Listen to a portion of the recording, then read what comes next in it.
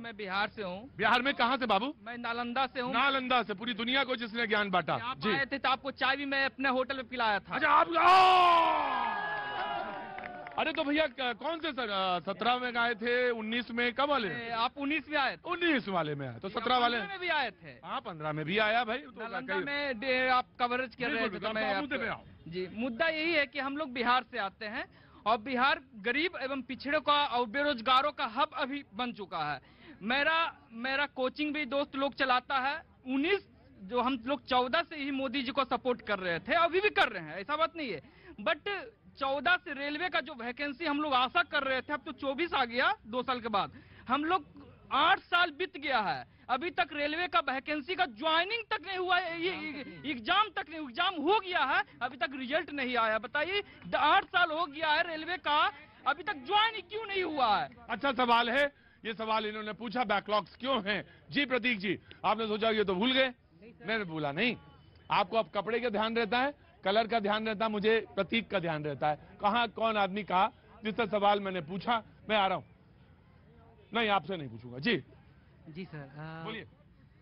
Sir बोलना तो यही है कि हमारे झंडे में 3 रंग हैं। हाँ झंडे में 3 रंग हैं। बाजी दिखा दो जरा झंडा, इधर दिखाओ ऊपर। हाँ जी, तीनों सामान है, ना भगवा बड़ा है न हरा बड़ा है, हरा ना सफेद। सफेद। तो बस यही जनता को भी ध्यान रखना है और पॉलिटिशियंस को भी ध्यान रखना है। यही जनता को भी ध्यान रखना है, यही पॉलिटिशियंस को भी ध्यान रखना है कि झंडा तो बराबर है। जना मैं आपको खड़ा करना चाहूंगा, और लेकिन ये जो नेता और नेतागिरी और राजनीति होती है उसमें चीजें बढ़ जाती हैं। आखिर क्यों? बहुत अच्छी बात कही प्रतीक आपने। जी जनाब।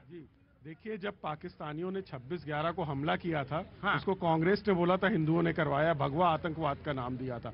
वहां भगवा उनको हरे से बराबर नहीं नजर आया। जी देखिए सबको बराबर करना चाहिए। राम का अस्तित्व जो नकारते हैं हाँ। और राम मंदिर का विरोध करते हैं, सुप्रीम कोर्ट में जो सुनवाई होती है कहते हैं अभी नहीं सुने, चुनाव के बाद टाल दें, तो क्या उन पर भरोसा किया जा सकता है? जी जनाब। देखिए सबसे महत्वपूर्ण बात तो देखिए बार बार आ रहा है, पाकिस्तान को लेकर तमाम तरह की चीजें अभी भी कर रहे हैं। मैं कह रहा हूं कि अगर इस समय अगर पठानकोट का मामला था, पठानकोट के मामले में आखिर क्या प्रेम था भारतीय जनता पार्टी का? विशेष प्रेम पाकिस्तान से। क्या आपको पाकिस्तानी खुफिया एजेंसी को अपने सैन्य प्रतिष्ठान में बुलाना पड़ा आपको? अरे भाई पठानकोट का रुको दोनों लोग रुको। पाकिस्तान इंपॉर्टेंट नहीं है, पाकिस्तान इंपॉर्टेंट नहीं है। मैंने अभी देखा जनाब, नहीं रुकिए, मुझे देख लिया मैंने जो इंपॉर्टेंट। आप बैठिए साहब, मैं वो बुला रही थी आपको कि घर चलिए और आप खड़े हैं अभी तक, ये इंपॉर्टेंट था। वो बहुत देर से आपको बुला रही है। मैं आप सोच रहे हो मेरी नजर नहीं रहती, मेरी नजर रहती है। वो कह रही है घर चलिए चलिए, ये तमाशा है, ये रोज का है, होता रहेगा। एक मिनट जनाब, मैं आ गया। तो आप क्यों नहीं जा रहे भाई?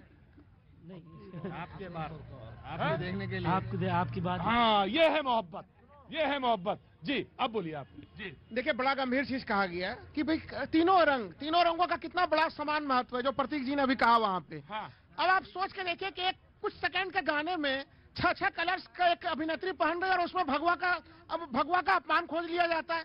ये कैसे देश में रह रहे हैं और कैसे संस्कृति में रह रहे हैं? इतनी असहिष्णुता कैसे आ जा रही है बीजेपी के वरिष्ठ नेताओं में? सोचिए कि लग रहा है सेंसर बोर्ड अपना काम छोड़ दिया और नरोत्तम मिश्रा जी लग रहा है सेंसर बोर्ड के चेयरमैन हो गए। जी जी। देखिए Indian institute of management Ahmedabad का एक शोध है जिसको प्रोफेसर धीरज शर्मा ने कहा है।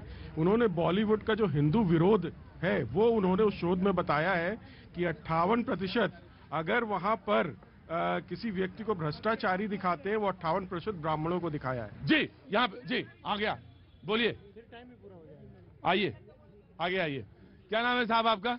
कुलदीप चौधरी। कुलदीप चौधरी। कुलदीप जी कहाँ के रहने वाले हैं आप? बस्ती गोंडा बहराइच। जी जी बोलिए।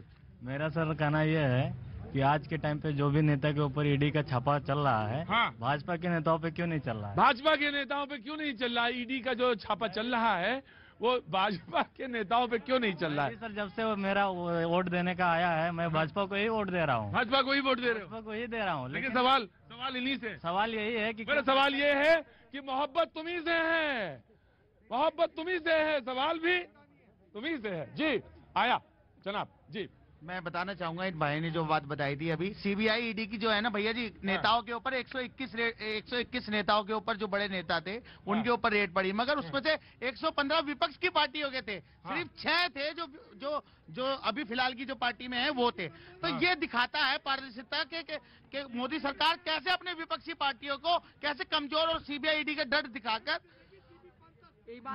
डराया जा रहा। मैं आया जी, बोलो। मैं ये कह रहा हूँ, ये अभी पहले राजस्थान की बात कर रहे थे, राहुल जोड़ो भारत जोड़ो जो भी है। हाँ। राजस्थान में अभी एक गांव में से 35 लोग जल के भाई आ रहा हूँ। आप बहुत परेशान कर रहे हैं भाई, बहुत परेशान कर रहे हैं। नहीं मैं आपसे, राजस्थान में जोधपुर डिस्ट्रिक्ट में शेरगढ़ तहसील में 35 लोग जल के राख हो गए सिलेंडर विस्फोट से। राहुल गांधी वहां नहीं जा सका, उसको टाइम नहीं है, भारत जोड़ो में राहुल गांधी जा नहीं सके। हाँ। क्यों नहीं जा सके? अभी अभी कोई यूपी में कोई एक बंदा मर जाता तो उसको 50 लाख देने चला जाता, जबकि यहाँ पैसे उसके कितने खर्च हो रहे हैं, वहाँ पे करोड़ों रुपए दिन में खर्च हो रहे हैं, बल्कि उसको पैसे नहीं दिए। 35 लोग खत्म हो गए परिवार में से। और बहुत दुखद घटना, संवेदनशीलता की पहले बेहद संवेदनशील मुद्दा धरना चल रहा है 10 दिन से, मैं जानता हूँ और मैं उसको फॉलो कर रहा हूँ। ठीक है, और ये 500 रुपए सिलेंडर की बात कर रहे हैं। ये 500 रुपए सिलेंडर की बात कर रहे हैं जी। इधर कौन बोल रहा था? जी नहीं अभी नहीं जी। हाँ जी। जी सर, मेरा नाम जितेश कुमार है, मैं बिहार के आरा से हूँ। और सर हमें एक बात पता है ना कि आर्मी ने ना कांग्रेस की सरकार में ना बीजेपी की सरकार में हमें कभी डाउन नहीं किया है। पर मेरा मुद्दा वो था ना सर, जब उन्होंने कहा ना कि मोदी जी ना, भाई प्लीज हमारा मुद्दा ये है ना सर, भाई प्लीज मैं आपसे आपके पैर छूं क्या? मैं प्लीज कह रहा हूँ, प्लीज मान जाओ। मुझे मालूम है नशा कभी रुकता नहीं है दिमाग में। सर हमारा मुद्दा ये है ना, जब उन्होंने कहा कि मुझे मालूम है, और ये मैंने आपके लिए कहा कि नशा बहुत मुश्किल चीज है। जी जनाब। देखिए प्रतीक जी, तिरंगे की बात कर रहे थे। एक तरफ वो लोग हैं जो तिरंगे का मान सम्मान बढ़ाने के लिए लगे हुए हैं, जिसमें नरेंद्र मोदी जी और देश की सेना है। एक तरफ वो लोग हैं जो डोकलाम का जब समझौता होता है तो वहां चीनी टेंटों के नीचे बैठ करके वो नूडल्स खाते हैं। एक तरफ वो लोग हैं जो लगातार सर्जिकल स्ट्राइक करते हैं, एयर स्ट्राइक करते हैं। दूसरी तरफ वो लोग हैं जो चीनी चंदा लेकर के बड़ी बड़ी बातें करते हैं। प्रतीक जी, साख क्या होती है? कांग्रेस की कायरतापूर्ण नीति और चंदाखोरी के कारण वो साख को भी भूल गए हैं। अब देखिए साख क्या होती है, इस देश की साख बचाने का काम किसने किया और विश्व की साख बनाने में भी नरेंद्र मोदी कितना बड़ा योगदान है। आज सीआईए के जो चीफ है विलियम बंस ने कहा कि परमाणु युद्ध होने वाला था यूक्रेन में, लेकिन नरेंद्र मोदी जी के आह्वान पर रसिया ने परमाणु हथियारों का उपयोग नहीं किया। तो ये 135 देशवासियों की जो हिम्मत है, जो वोट बैंक है, उसके कारण नरेंद्र मोदी जी आज देश के अंदर, विश्व के अंदर अपनी साख बनाने का काम कर रहे हैं। ऋतु। प्रतीक जी, पहली बात तो जो चाइना के जो ये बोला जा रहा है कि राहुल जी ने ये बोला, वो राहुल जी ने नहीं बोला, वो आपके ही एक एमपी ने बोला है, उनका नाम है तापिर गाओ।